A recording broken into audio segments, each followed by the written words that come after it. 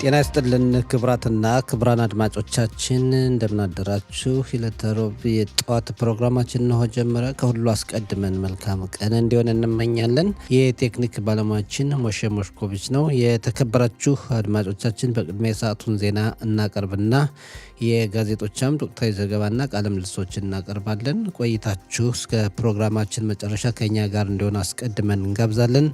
አሁን የሰዓቱን ዜና በቅድሚያም አርዕስተ ዜና። ጠቅላይ ሚኒስትር ቤንያሚን ኔታንያሁ እስራኤል ጠላቶቻችን በቆራጥነት የመዋጋት አቅም አላት በማለት ተናገሩ። በሃይማኖት ካሳው መጥፋት ጉዳይ በተያያዘ ያለው ምርመራ ዝርዝር ሁኔታ እስከ ፊታችን ሰኞ ድረስ ይፋ እንዳይሆን የርሾን ለጽዮን ፍርድ ቤት ትላንት ትዕዛዝ አስተላለፈ። የእስራኤል አየር ኃይል ዋና አዛዥ ሜጀር ጀነራል ቶሜር ባር በቆጵሮስ ከሀገሪቱና ግሪክ አየር ኃይል መሪዎች ጋር ትላንት ተገናኝተው ተወያዩ ተባለ። የሂዝቦላ ድርጅት በደቡብ ሊባኖስ የነበረውን ከባድ የጦር መሳሪያ ወደ ሰሜን የሊታኒ ወንዝ ማዛወሩን የሊባኖስ ጦር ምንጮች ገለጹ። የሚሉት የሰዓቱ ዋና ዋና ዜናዎች ናቸው። ዝርዝሩ እንሆ። ጠቅላይ ሚኒስትር ቤንያሚን ኔታንያሁ እስራኤል ጠላቶቻችን በቆራጥነት የመዋጋት አቅም አላት በማለት ተናገሩ። ጠቅላይ ሚኒስትሩ ትላንት ምሽት የሃኑካን ሶስተኛ ሻማ ሲያበሩ ባሰሙት ንግግር እኛ በዚህ ምሽት ብሩክ አንተ እግዚአብሔር የዓለም ንጉሥ፣ በእነዚያ ጊዜያት በዚህ ወቅት ለአባቶቻችን ታምራትን ያደረግክ እንላለን።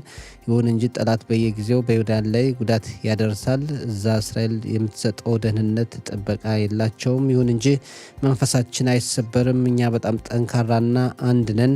የእስራኤል ሕዝብ ወታደሮችና ሌሎች የጸጥታ ጥበቃ አካላትን ያመሰግናል። ባዛ የቀረውን ኢራን ግቢልን አስከሬንም እናስመልሳለን። ራን የእስራኤል ጀግና ነው ብለዋል ጠቅላይ ሚኒስትሩ። ይህ በእንዲህ እንዳለ ጠቅላይ ሚኒስትር ኔታንያሁ የዓለም ሀገራት የይሁዳን ደህንነት እንዲያስጠብቁ ጥሪ አቅርበዋል። ኔታንያሁ እንዳሉት የምዕራብ ሀገራት መሪዎች ጸረ ይሁዳን እንቅስቃሴ እንዲዋጉ ጥሪ ያቀርባለሁ። በየሀገራቸው የሚኖሩ ይሁዳን ደህንነታቸው ተጠብቆ በሰላም የሚንቀሳቀሱበት ሁኔታ እንዲፈጠር መሆን አለበት። የእኛን ማስጠንቀቂያም መቀበል አለባቸው ብለዋል። እስራኤል አንዳንድ የአውሮፓ ሀገራት የይሁዳንን ደህንነት እንዲያስከብሩ መጠየቋን ቃል አቀባያችን ጊሊ ኮይን ካደረሰችን ዘገባ መረዳት ችለናል። ባለፉት 2 ዓመታት በጦርነቱ ምክንያት በምዕራባውያን ሀገራት ጸረ ይሁዳን ጸረ እስራኤል እንቅስቃሴዎች መጨመራቸውና የተለያዩ ጉዳቶች መድረሳቸውም ይታወሳል። ባለፈው እሁድ በአውስትራሊያ የደረሰው የሽብር ጥቃት ደግሞ በጣም የከፋ መሆኑ ይታወቃል።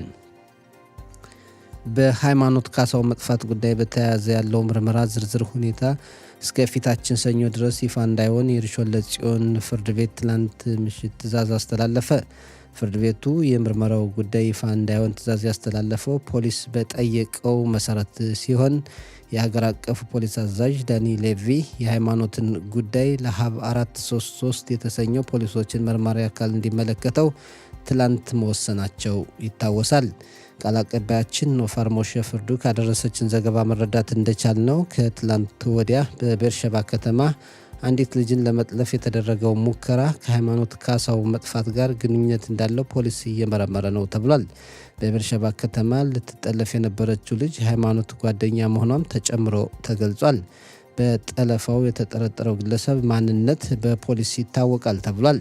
ይህ በእንዲህ እንዳለ ሃይማኖት የተጠለፈችው ከ2 ዓመታት በፊት መሆኑ ይታወቃል። ሃይማኖትን ለማግኘት ብዙ ፍለጋዎች ቢካሄዱም እስካሁን ፍንጭ አለመታወቁ ይታወሳል። ፕሬዝዳንት ሄርጾግና የሞሳድ ድርጅት ኃላፊ ዴዲ ባርኒያ ለእስራኤል ሰላምና ደህንነት መጠበቅ ሲሉ በመረጃው ዘርፍና በተለያዩ ክፍሎች ልዩ አስተዋጽኦ ላደረጉ 12 የሞሳድ ድርጅት አባላት የምስጉን ሽልማት ትላንት ምሽት አበረከቱ። ትላንት የተበረከተው የምስጉን ሽልማት ለ4 ሴቶችና 8 ወንዶች በአጠቃላይ ለ12 የሞሳድ ድርጅት ሰራተኞች ሲሆን በጠላት ሀገር ለተዋጉ የተለያዩ አባላትን ለሚያንቀሳቅሱ መኮንኖች፣ ለዘመቻ ክፍል ሰራተኞች፣ ለሳይበር ቴክኖሎጂና መረጃ ክፍል ለሚሰሩ ነው ተብሏል። የሞሳድ ድርጅት በየዓመቱ ሽልማት የሚያበረክት ሲሆን ከ2005 ዓ.ም ጋር በተከታታይ ለ15 ዓመታት የምስጉን ሽልማት ለድርጅቱ ሰራተኞች አበርክቷል ተብሏል። የሞሳድ ድርጅት በተለያዩ ሀገራት አባላቱን በማሰማራትና በቴክኖሎጂ ውጤቶች አማካኝነት መረጃዎችን በማሰባሰብ ለእስራኤል ሰላምና ደህንነት መጠበቅ ትልቅ አስተዋጽኦ የሚያበረክት ዓለም አቀፍ እውቅና ያለው ድርጅት መሆኑ ይታወቃል። ጠቅላይ ሚኒስትር ቤንያሚን ኔታንያሁ የብሔራዊ ደህንነት ምክር ቤት ኃላፊን ለመሾም እጩ ተወዳዳሪዎችን መፈለግ ጀመሩ ተባለ። የብሔራዊ ደህንነት ምክር ቤት ኃላፊ የነበሩት ባለፉት ጊዜያት ያገለገሉት ጻፊያ ነግቢ ከኃላፊነታቸው መነሳታቸው ይታወሳል። ቃል አቀባያችን ሱሌማን ማስዌዴ ካደረሰን ዘገባ መረዳት እንደቻል ነው የብሔራዊ ደህንነት ምክር ቤትን በተጠባባቂ ኃላፊነት እየመሩ ያሉት ምክትል የነበሩት ጊል ራይ ናቸው። ከጠቅላይ ሚኒስትሩ ናታንያሁም ጋር ጥሩ ግንኙነት አላቸው ተብሏል።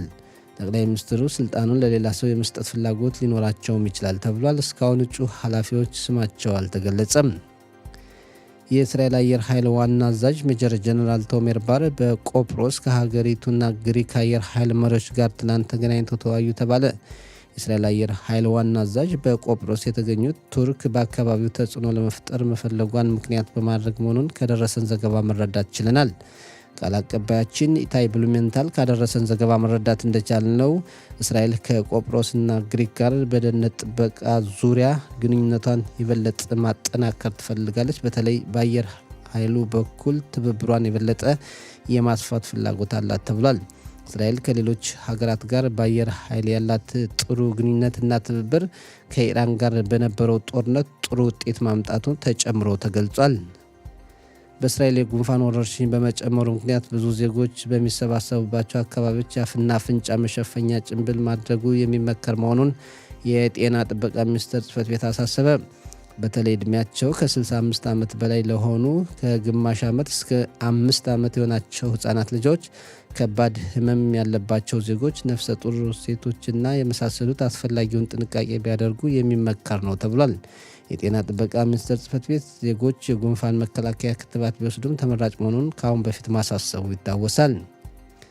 የሂዝቦላ ድርጅት በደቡብ ሊባኖስ የነበረው ከባድ የጦር መሳሪያ ወደ ሰሜን የሊታኒ ወንዝ ማዛወሩን የሊባኖስ ጦር ምንጮች ገለጹ።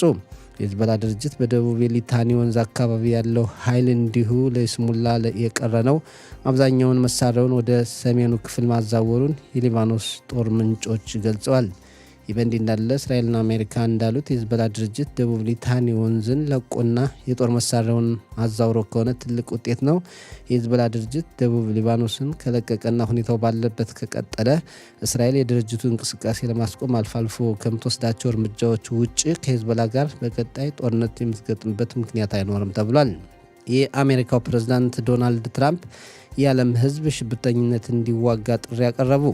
ትራምፕ የሃኑካን ሻማ ትላንት በነጩ ቤተ መንግስት በለኮሱበት ወቅት ባሰሙት ንግግር በአውስትራሊያ ሲድኒ ከተማ በደረሰው የሽብር ጥቃት ቤተሰቦቻቸውን ላጡ መጽናናትን፣ ለቆሰሉ ደግሞ ምሕረትን ተመኝተው የዓለም ሀገራት ጸረ ይሁዳን እንቅስቃሴዎችን እንዲዋጉ ጥሪ አቅርበዋል። የእስራኤል መንፈስ አሁን ከመቼውም ጊዜ በላይ ጠንካራ ነው። ያም ሆኖ በአሜሪካ ኮንግረስ አሁንም እስራኤልን የሚጠሉ አካላት እንዳሉና ሁኔታው እየተባባሰ መሄዱን ገልጸዋል። እንዲሁም ጥቅምት 7 ቀን 2023 ዓ.ም የደረሰውን የሽብር ጥቃት የሚክዱ አሉ። እኔ ግን ፕሬዝዳንት ሆኜ ባለሁበት ጊዜ እንዲህ አይነት መጥፎ ክስተት ዳግመኛ እንዲፈጠር አላደርግም ብለዋል ፕሬዝዳንት ትራምፕ። በመጨረሻም የአየር ንብረት ትንበያ በዛሬው ዕለት ቀዝቃዛማና ዝናባማ የአየር ጸባይ ይኖራል። በአንዳንድ አካባቢዎችም የጎርፍ መጥለቅለቅ ሊኖር ይችላል የሚል ስጋት አለ። ዛሬ ከሰዓት በኋላ ዝናቡ ቀስ በቀስ ይቀንሳል ተብሎ የሚጠበቅ መሆኑን የአየር ንብረት ትንበያ ባለሙያዎች ያደረሱን ዘገባ ያስረዳል። የዛሬው ሙቀት መጠን በዲግሪ ሴንቲግሬድ በኢየሩሳሌምና አካባቢው 12፣ በቴልአቪቭና አካባቢው 17፣ በሃይፋና አካባቢው 16፣ በብኤርሸባና አካባቢው 15፣ በኤላትና አካባቢው 16 ዲግሪ ሴንቲግሬድ ይሆናል ብለዋል የአየር ንብረት ትንበያ ባለሙያዎች። የተከበራችሁ አድማጮቻችን ለሰዓቱ ያለን ዜና እዚህ ላይ አበቃ።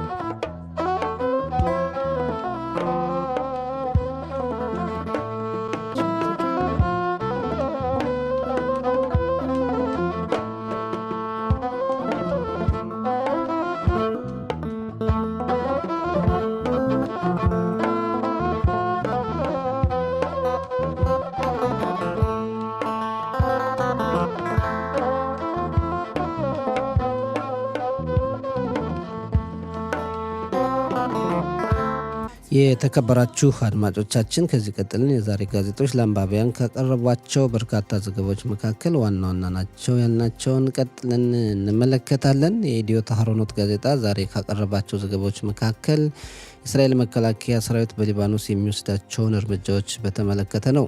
የእስራኤል መከላከያ ሰራዊት በሊባኖስ የሂዝቦላን ድርጅት ለማዳከም እርምጃዎችን አልፎ አልፎ ይወስዳል። ሂዝቦላ ራሱን እንደገና ለማቋቋም ጥረት እያደረገ መሆኑም ይታወቃል። ሂዝቦላ ከኢራን ድጋፍም እያገኘ እንደሆነ ይገለጻል። የእስራኤል መከላከያ ሰራዊት በሂዝቦላ ላይ የበለጠ እርምጃ ለመውሰድ አሁን ጊዜው እንዳልሆነ ጋዜጣው ገልጿል።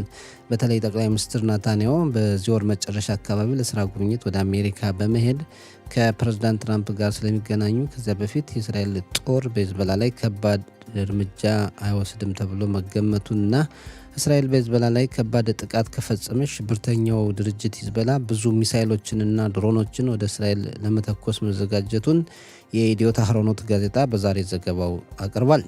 ሌላው በኮሌጆችና ዩኒቨርሲቲዎች እየተማሩ በመከላከያ ሰራዊቱ ሲያገለግሉ የቆዩ ተማሪዎች መብታቸው እየተከበረ እንዳልሆነና ተዋግተውም ዋጋ እየከፈሉ ነው በሚል ርዕስ የኢትዮ ታህሮኖት ጋዜጣ ዘገባ አቅርቧል። በዛሬው ዕለት በክኔሴት ረቂቅ ሕግ ይቀርባል። ይህም የጦርነት ጊዜያት አለያም የአደጋ ጊዜያት ለከፍተኛ ትምህርት ተቋማት ተማሪዎች መብታቸው የሚከበርበት ሁኔታ እንዳይኖር የሚያደርግ ሕግ ይቀርባል ተብሎ ይጠበቃል። በዚህ ምክንያትም ተዋጊ ወታደሮች ሆነው በዩኒቨርሲቲዎችና ኮሌጆች የሚማሩ ተማሪዎች ከጦርነቱ በኋላ ያለፋቸውን የትምህርት አይነት የማሟላት ግዴታ ይኖርባቸዋል ተብሏል። ይህ ሕግ የሚረቀውም ሀገሪቱ ሁልጊዜ በጦርነት ላይ የምትገኘው በሚል ምክንያት መሆኑ ተገልጿል። አንድ አካላት ደግሞ የከፍተኛ ትምህርት ተቋማት ትምህርታቸውን ትተው ሕይወታቸውን ለሀገሪቱና ሕዝቡ ደህንነት አሳልፈው ለመስጠት እየተዋጉ ስለሆነ 100% መብታቸው መጠበቅ አለበት የሚሉ እንዳሉም ጋዜጣው አክሎ ዘግቧል። ሌላው የኢትዮ ታህሮኖት ጋዜጣም ሆነ የማዕሪፍ ጋዜጣ የዘገቡት በእስራኤል የጉንፋን ወረርሽኝ የበለጠ እየተስፋፋ በመምጣቱና የጤና ጥበቃ ሚኒስቴር ጽሕፈት ቤት ለጉንፋን ይጋለጣሉ የሚባሉ የህብረተሰብ ክፍሎች የአፍና አፍንጫ መሸፈኛ ጭንብል እንዲያደርጉ አስተያየቱን ማቅረቡን ነው። በተለይ ዝግ በሆኑ ቦታዎችና ሰዎች በብዛት በሚሰባሰቡባቸው ማሴካ ወይም የአፍና አፍንጫ መሸፈኛ ማድረግ የሚመከር መሆኑን የጤና ጥበቃ ሚኒስቴር ጽሕፈት ቤት አሳስቧል። በእስራኤል ለተለያዩ የህብረተሰብ ክፍሎች የጤና አገልግሎት የሚሰጡ ድርጅቶች የሻፓት ወረርሽኝን መከላከያ መግዛት ማቆማቸውን ማዕሪብ መረጃውን አግኝቻለሁ ቢልም የኩላሊት ጤና ጥበቃ ተቋም መድኃኒቱ በፋርማሲዎች አለ ማለቱን ጋዜጣው አያይዞ ዘግቧል። የኢትዮ ታህሮኖት ጋዜጣ እንደዘገበው ደግሞ የእስራኤል መከላከያ ሰራዊት በሰሜን የሀገሪቱ ክፍል በሚገኝ የጦር ሰፈር አንድ ወታደር በተኩስ መገደሉን ማስታወቁን ነው። ወታደሩ በጸና ቆስሎ ሐኪም ቤት ቢወሰድም ሊድን አልቻለም። ግድያው የወታደሩ አሟሟት ከወንጀል ወይም ከደህንነት ጋር የተያያዘ አይደለም። ይህ አይነት ስጋትም የለም። የወታደሩን አሟሟት ለማወቅ ጦሩ ምርመራ መጀመሩን የኢትዮ ታህሮኖት ጋዜጣ ጨምሮ ዘግቧል። የማዕሪፍ ጋዜጣ ለ2 ዓመታት ያክል መዳረሻው የጠፋውን የሃይማኖት ካሳሁን ጉዳይ ተመልክቷል።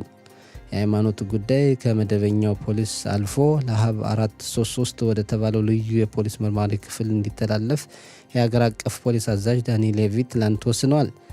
በኤርሸባ ከተማ ከትላንት ወዲያ የሃይማኖትን ጓደኛ ለመጥለፍ የተደረገው ሙከራ የሃይማኖት ጉዳይ ወደ ለሀብ 433 እንዲያልፍ ማድረጉና በኤርሸባ ከተማ ልትጠለፍ የነበረችው የሃይማኖት ጓደኛ ነች። ምናልባት ሁኔታው አንድ አይነት ይዘት ይኖረዋል የሚል ጥርጣሬ እንዳለና ፖሊስ ሁኔታውን መመርመሩን መቀጠሉን ተዘግቧል።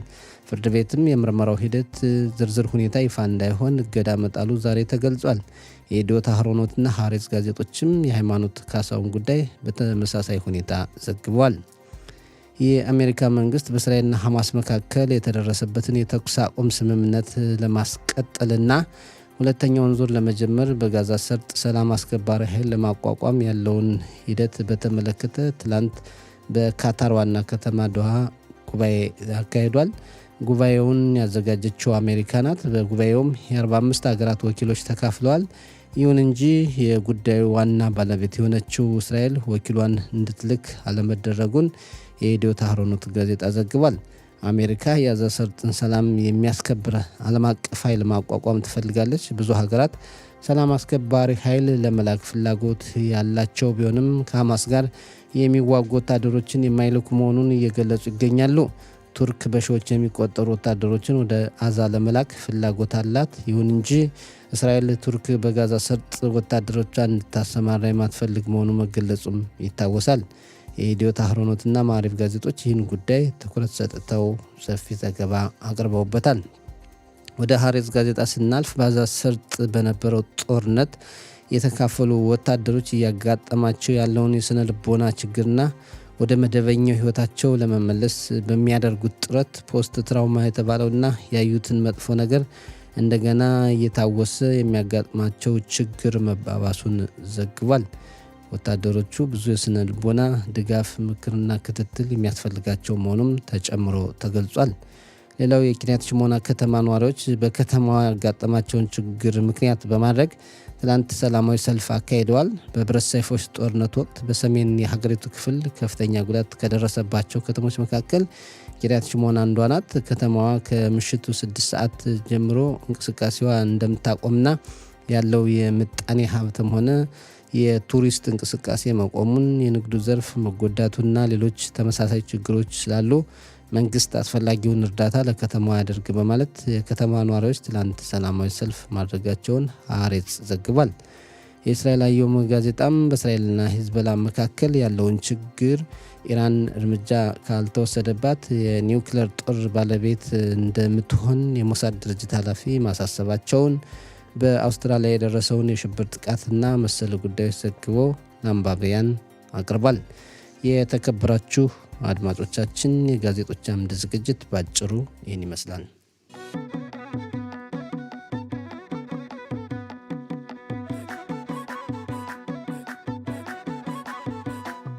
የተከበራችሁ አድማጮቻችን ስርጭታችን እንደቀጠለ ነው። አሁን በካናዳ ሾት የውጭ ዴስክ ክፍል ዘጋቢ ራም ብራንድስ እዚህ ስቱዲያችን ይገኛል።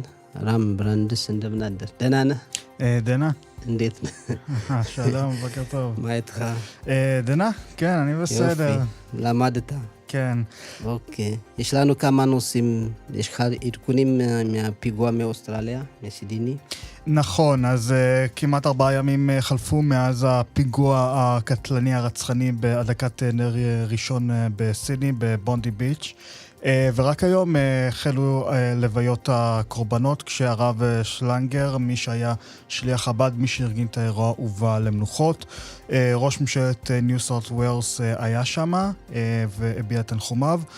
נציין כי משטרת ניו סאות' ווילס הודיעה כי כתבי האישום נגד המחבל שניצל באירוע ששרד, נביד אקרם, יוגש ברגע שמצבו הרפואי התייצב. הוא היה בתרדמת ומאז התעורר ממנה וכרגע ממתינים שמצבו יתייצב. ጥሩ እንግዲህ ራም ብራንድስ በተለይ በአውስትራሊያ ሲድኒ ከተማ የደረሰውን የሽብር ጥቃት በተመለከተ አዳዲስ ነገሮች አሉ ወይ የሚነገሩ ለጠየቁት እንግዲህ 4 ቀናት አልፈዋል። በቦንድ ቢች በተባለው ሲድኒ ከተማ በሚገኘው ባህር ዳርቻ እንግዲህ ዛሬ የቀብር ስነ ስርዓታቸው መካሄድ ጀምሯል ነው ያሉት። ጠቅላይ ሚኒስትሩም በዛ አካባቢ ተገኝተው ያው ያዘን መግለጫ ወጡበትና የተሳተፉበትን ሁኔታ ሌላው አሸባሪው አንደኛው አሸባሪ አገግሞ በሕክምና ቆይቶ የተሻለው መሆኑን የገለጸበት ሁኔታ አለ። ከማን ያርጉ አድኮ ከማን ይፍጹ כרגע אנחנו מדברים פה על 15 נרצחים ולפי שיש 23 אנשים שעדיין מאושפזים בבתי החולים, מתוכם 5 במצב קריטי. התקיימו משמרות תפילה רב דתיות למען שלומם, ואנחנו מפה כמובן נתפלל להחלמתם המהירה. አሁን ስንት ተገደሉ? በዚህ በሁለት በነበረው የሽብር ጥቃት ስንት ነው ደግሞ የቆሰሉ ነው? አሁን እንዳለው 15 ተገድለዋል፣ 23 ደግሞ ቆስለዋል፣ 5 በጸና የቆሰሉ እንደሆነ ነው የገለጸበት። שלך משהו להוסיף? בנושא הזה רק נציין שלפי המדווח באוסטרליה ב-22 וב-23 בדצמבר מדובר ביום שני ויום שלישי הבא. הפרלמנט האוסטרלי יכונס כדי לקדם חקיקת נשק דחופה, כולל הגבלת כלי הנשק ומספר המחסניות שבאדם יכול להחזיק בהם. נכון לציין שלפני כ-30 שנה היה אירוע קטלני בפורט ארת'ר בטזמניה, דבר שעורר מגבלות נשק, ועכשיו האירוע הקטלני ביותר מאז, ונראה שהממשלה האוסטרלית מתכוונת ונחושה להטיל מגבלות נוספות בגישה לנשק. ጥሩ በዚህ ዙሪያ እንግዲህ መጨመር የምትፈልገው ነገር ካለ ላልኩት በሚቀጥለው ሳምንት በዚህ በያዝነው እንግዲህ ታህሳስ ወር 2 እና 23 ያው የአውስትራሊያ መንግስት ስብሰባ ያካሂዳል። በተለይ ደግሞ የጦር መሳሪያ አያያዝን በተመለከተ ነው። እንግዲህ በሀገሪቱ ያው የጦር መሳሪያ አያያዝ ከአሁን በፊት ከ30 ዓመት በፊት የደረሰ ችግር ነበረ። ተያይዞ ገደብ የተደረገበት ጉዳይ ነበረ። አሁን ደግሞ እንግዲህ እንደገና ያው ህግ ለመደንገግ ይሰበሰባል የአውስትራሊያ መንግስት ነው ያለ ጥሩ እርምጃ መስሎ ይታያል። בואו לאמריקה, מה טראמפ אמר בהדלקת נרות של חנוכה הלילה? אז נכון, הלילה בבית הלבן התקיים מעמד הדלקת נרות במעמד נשיא ארצות הברית. למה בית הלבן? למה אין בית השחור? נקודה מעניינת. אני נחשוב על זה. אז נשיא ארצות הברית באמת התייחס לפיגוע שעליו דיווחנו קודם, הוא שלח תפילות לתושבי אוסטרליה שנפגעו בהתקפה האנטישמית הזאת בסידני, התפלל להחלמת הפצועים כאמור וקרא לאומות להתאחד נגד טרור איסלאמי רדיקלי. נציין כי באירוע הזה נכחו גם אורנה ורונן נויטרה, הוריו של החלל עומר נויטרה, החטוף שגופתו הוחזרה. הם הודו לנשיא טראמפ והזכירו את הצורך להחזיר גם את רון גווילי, אז גם פה נזכיר יש עוד חטוף שעדיין בעזה. ጥሩ እንግዲህ ትራምፕ በነጩ ቤተ መንግስት የሃኑካን በዓል አከባበር ወይም ደግሞ ሃኑካን ሻማ ሲለኩሱ የተናገሩበት ሁኔታ አለ። በተለይ በአውስትራሊያ የተፈጸመውን የሽብር ጥቃት በተመለከተ ተመልክተዋል። ዓለም አቀፉ ማህበረሰብ ሽብርተኝነትን ጸረ ይሁዳን እንቅስቃሴን እንዲዋጋ ጥሪ ያቀረቡበት ሁኔታ አለ። እንዲሁም ደግሞ ኦሜር የተባለው የዚህ እንግዲህ አስከሬኑ የተመለሰው ቤተሰቦችም እዛ ተገኝተዋል። ለትራምፕ ምስጋና ያቀረቡበት ሁኔታ አለ። ያው ትራምፕ በዜናም የተመለከትነው ነገር ነው። ዓለም አቀፉ ማህበረሰብ ጸረ ይሁዳን እንቅስቃሴን እንዲዋጋ ጥሪ አቅርቧል። יש כמה אנטישמיות בארצות הברית בשם. נכון, ממש הלילה דיווח על אירוע חשד לאירוע אנטישמי. יהודי שנדקר בשכונת קראון הייטס על ידי אדם שצעק לזרגג את היהודים. אותו נפצע קל וצפוי להחלים. אכן רואים תיעודים שבהם רואים מישהו מקלל יהודים. אותו אדם חרדי ניסה להשיב, התפתחה תגרה והאיש דקר אותו בסכין. באמת עוד אירוע תקרית መዲጋ በአርጾት አብሪት גם כן. እንግዲህ ያው በአሜሪካም ጸረ ይሁዳን እንቅስቃሴ አለ። በዚህ ባሳለፍነው ሌሊትም ክራው ሃይተር በተባለው ቦታ አንድ ይሁዲ በጩቤ የተወጋበት ሁኔታና በዚህ ጩቤ ወጊውና በተወጋው መካከልም አለመግባባት ተከስቶ ያው የጸረ ይሁዳን እንቅስቃሴ የተካሄደበት ሁኔታ እንዳለ ነው የገለጹትና የገለጸልን ማለት ነው። ራም ያለው ሁኔታ በዓለም ላይ ጸረ ይሁዳን እንቅስቃሴ ይካሄዳል። ያንን እንዋጋ ይላሉ የአሜሪካው ፕሬዝዳንት። በሌላ በኩል ደግሞ ሀገራቸው ብዙ ነገር እንዳለ ነው የሚያመላክተው። ናቮር ለኖሲ אחר ראש ממשלת הודו היה בביקור באתיופיה וקיבלו אותו בכבוד. מה העניין? מה הסוד? נכון, אז ראש ממשלת הודו נרנדרה מודי הגיע אתמול לביקור מדיני ראשון של יומיים. קיבל קבלת פנים חמה מראש הממשלה אבי אחמד. מודי גם קיבל את הפרס הגבוה ביותר של אתיופיה בטקס מיוחד בארמון הלאומי. הביקור כולל שיחות עם ראש הממשלה אבי אחמד על שיתוף פעולה והכרזה על שותפות אסטרטגית בין הודו לאתיופיה. אנחנו גם ראינו שראש הממשלה אבי אחמד הסיע את מודי לבית המלון שלו, מחווה יוצאת דופן. הביקור הזה זה חלק ממסע לשלוש מדינות, ירדן ואומן גם כן. חיזוק הקשרים בין הודו לאפריקה. נציין כי לאחרונה אתיופיה הצטרפה לפורום בריקס, פורום הודו הייתה מהמקימות שלה, פורום שאמור להיות מין משקל נגד ל-G7 המערבי, אז אתה רואה כן בהתקרבות בין ניו דלי לבין אדיס אבבה. טוב, እንግዲህ የህንድ ጠቅላይ ሚኒስትር በአዲስ አበባ ጉብኝት መሄዳቸውን በተመለከተ ነው። እንግዲህ ያው የህንድና ኢትዮጵያ ግንኙነት የተጠናከረ መሆኑ ይታወቃል። ብዙ ጊዜ ግንኙነት ያላቸው ናቸው። እንግዲህ የኢትዮጵያው ጠቅላይ ሚኒስትር ዶክተር አብይ አህመድ ለህንዱ ጠቅላይ ሚኒስትር ሞዲ ትልቅ አቀባበል አድርገውላቸዋል። ትልቅ የሀገሪቱን ሽልማትም ሰጥተዋቸዋል። የህንድና ኢትዮጵያን ግንኙነት የበለጠ ለማጠናከር የተደረገ ነው። እኛም በመገናኛ አውታሮች ያየንበት ሁኔታ አለ። እንግዲህ የህንዱ ጠቅላይ ሚኒስትር ያው ከአፍሪካ ጋር ያላቸውን ከሌሎች ሀገራት ጋር ያላቸውን በተለይ ደግሞ አሁን እሳቸው 3 ሀገራት ኢትዮጵያን፣ ዮርዳኖስንና ኦማንን ለመጎብኘት በያዙት እቅድ መሰረት ነው ወደ ኢትዮጵያ የሄዱ።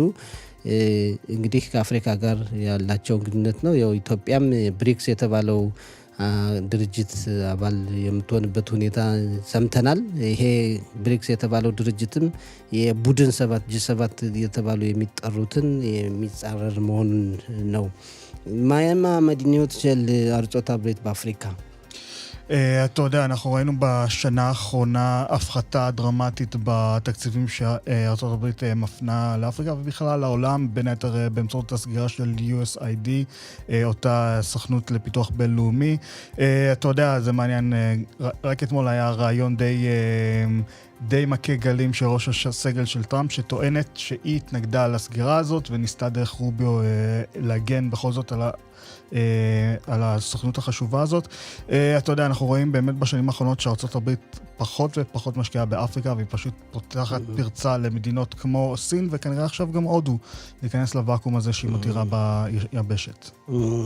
አሁን እንግዲህ የአሜሪካስ ፖሊሲ በአፍሪካ ምን ይመስላል ያልነው እንግዲህ ያው የትራምፕ አስተዳደር ከመጣ በኋላ በአንዳንድ ሀገራት የተለያዩ እርዳታዎችን የተለያዩ ገንዘብ የበጀት ቅነሳዎችን ማድረጋቸው ይታወቃል።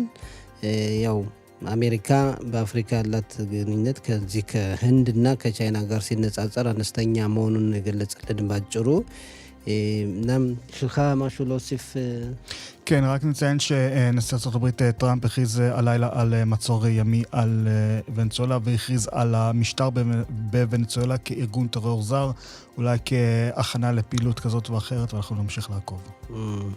ያው ቬንዙዌላ ላይ እንግዲህ ትራምፕ ያው ቬንዙዌላ አስተዳደር ጋር አሁን በቅርቡ ያላቸውን አለመግባባት ለመግለጽ ያደረጉት ጥረት እንዳለ ነው። በተለይ ደግሞ በዚህ በባህር ጉዞ ላይ ያው እገዳ ያደረጉበትን ሁኔታ ነው። ቬንዙዌላና አሜሪካ ከቅርብ ጊዜያት ወዲህ አለመግባባት ውስጥ እንዳሉ ይታወቃል። ይህን በተመለከተ ነው ለመጨረሻ ያለን። ቶብ ተዳልኻ የለኻ ዮም ቶብ